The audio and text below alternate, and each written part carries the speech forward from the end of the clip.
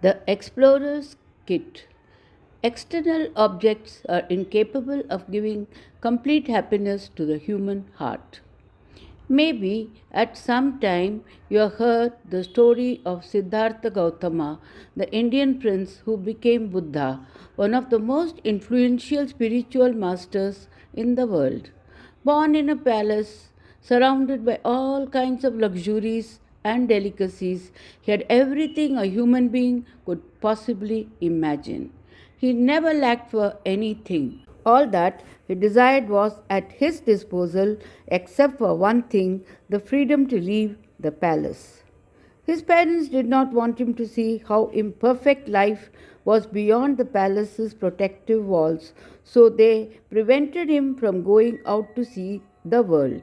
When he was old enough, however, he disobeyed and left the palace to discover life. Outside his luxurious palace, Siddhartha saw things he didn't know existed.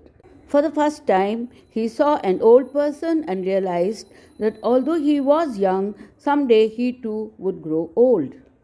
He saw a sick person. This made him think that although he was healthy, it was possible to catch diseases. He saw a corpse and learned that although he was alive then, the time would come when he too would die. These three encounters didn't frighten Siddhartha. Instead, they led him to decide to devote the rest of his life to finding the causes of human suffering so he could help relieve it. The future Buddha had found his ikigai.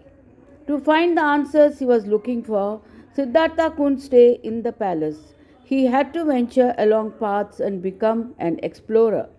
He realized this when he met a wandering man. This man was free to do whatever he wanted whenever he wanted, and this freedom was just what Siddhartha needed to learn life's secrets. Like the young prince Siddhartha, many people are born with all the luxuries of the modern world.